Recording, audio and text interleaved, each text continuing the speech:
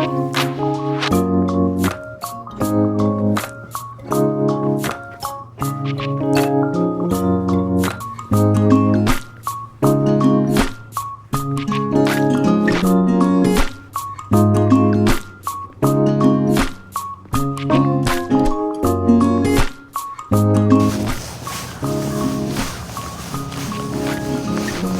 guys! Welcome to our channel. So, tara!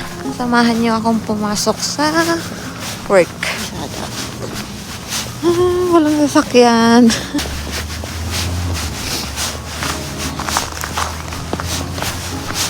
Walking distance lang siya. So, 10 minutes away lang siya sa bahay. So, hindi siya ganun ka-hassle. And paglabas naman namin ng bahay, ayan, may Subway. And sa bandang kanan lang, may bilihan din ng alcohol. Malaki yan sa loob. And minsan, may mga promo sila. Sa unahan naman, yung Walmart, kung nakikita nyo, is hypermarket siya. So, dyan kami nag-grocery. At yung buong building na yan, napahaba, yan ang mall dito sa DF, ang Champlain Mall. Ito yung dinadaanan ko araw-araw papunta sa work. Kung mapapansin nyo, wala masyadong malalaking buildings and konti lang yung mga dumadaan na sasakyan. 1 o 2 tao lang din ang makakasalubong mo. So, compared to the lively, bustling cities, okay na kami dito. Actually, super grateful na kami kasi nga ang importante lang naman sa amin is yung malapit sa bahay, yung workplace.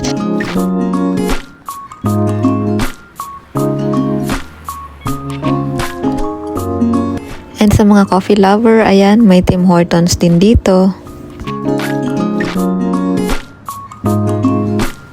Meron din sa unahan ng bilihan ng alak, yung Sobeys. Supermarket din siya. So, pag close na ang Walmart, may chance pa na makabili ng grocery sa Sobeys. Para din siyang Spinneys sa Dubai.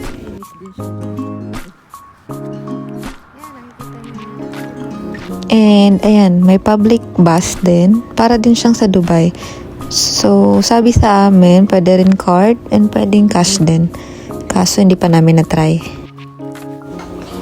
We're lucky in a way na hindi namin kailangan gumising ng maaga to catch the bus or train. And the worst case scenario is pag na-miss yung bus or train, you need to wait for 10 to 20 minutes sa bus stop na walang waiting shed. At pumapalo yung temperature ng -10, -20, or even more.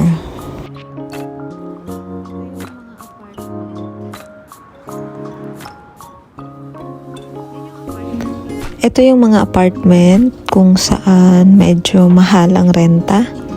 Kaya grateful na din na sa family house kami na punta. Yan, may Dalarama din dito. Parang day-to-day din siya ng Dubai. Time check, mga 8 minutes na tayo naglalakad. So, 5 minutes na lang at malapit na tayo sa ating workplace. Weather update lang din tayo. So, -9 ngayon. And kailangan talaga ng proper clothing. Kasi sabi nga, there's no such thing as bad weather, only bad clothing. So, as long as na-appropriate yung dress mo, okay na okay lang maglakad.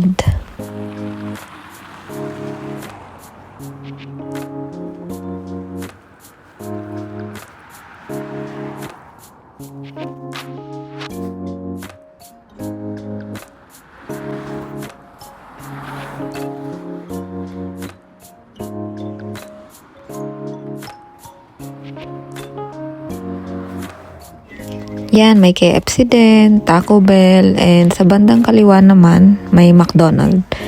And kung nakikita nyo yung kanto na yun, yung may red, yun na yung destination natin. At doon ako nag-work.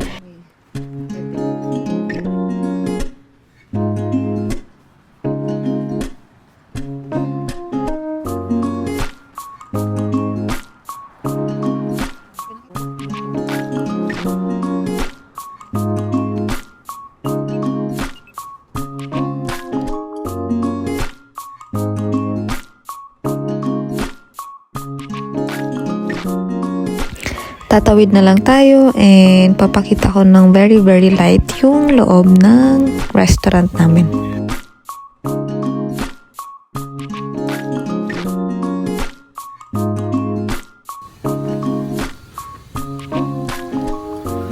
So, ito yung kitchen namin and kung makikita nyo, katrabaho ko yung asawa ko.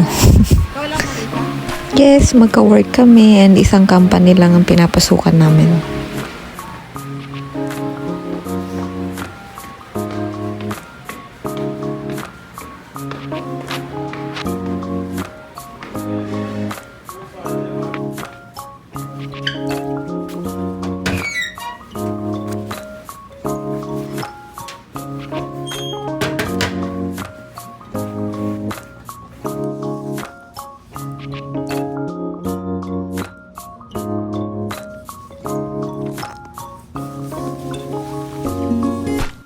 Ito yung staff room. So, makikita nyo may dalawang ref.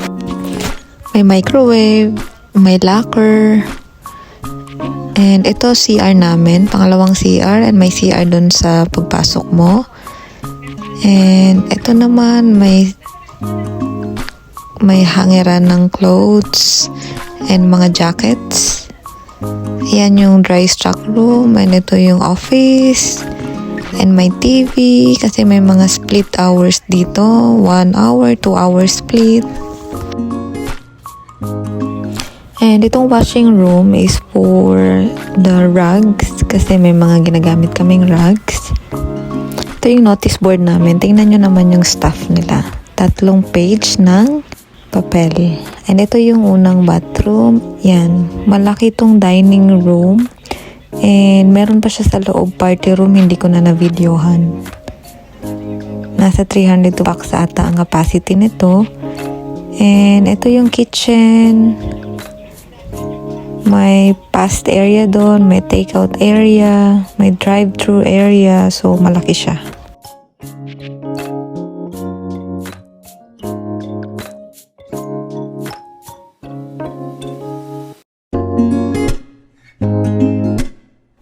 Yan, naka-extra ulit yung asawa ko and si Kuya Tonying. Say hi guys. And in 1 month, nag-employee of the month. Minsan, uuwing may snow pero madalas naman wala.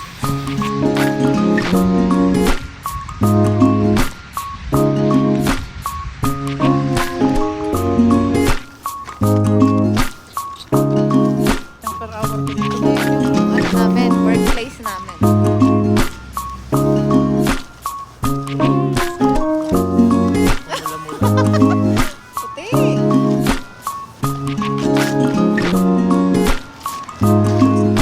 Ito yung perks pagkasama mo yung asawa mo, lalo na sa work.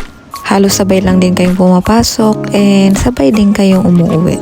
Pero minsan naman hindi.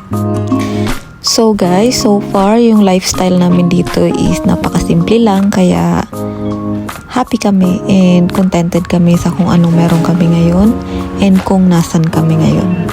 Walang pagsisisi and tuloy lang sa pangarap. Kaya sa mga papunta na po dito sa Canada and sa mga nag-a-apply papunta dito sa Canada, be ready. Sa weather, sa lifestyle, sa cost of living, and lalong-lalo na po sa financial. Sa mga nag-iisip po kung isasama ang dependent, kasi may nagtanong na rin sa akin regarding that, please, if kaya nyo by all means, isama nyo po kung kayang isama sa application kasi sila yung mapaghuhugutan natin ng lakas. At alam naman natin mahirap ang buhay dito. Pero kung sa tingin natin na medyo kapos, wag po natin ipilit kasi mas mahihirapan kayo kung kulang tayo sa budget. Kasi po sa laki ng tax and sa mga mahal na bilihin and sa iba pang bills, sa rent, kailangan po talaga enough yung funds natin bago tayo pumunta dito. So, good luck and see you all in Canada. Malapit na rin kami sa bahay. So, Sana may napulot ulit kayong aral sa video natin ngayon. Maraming salamat guys. See you. Bye.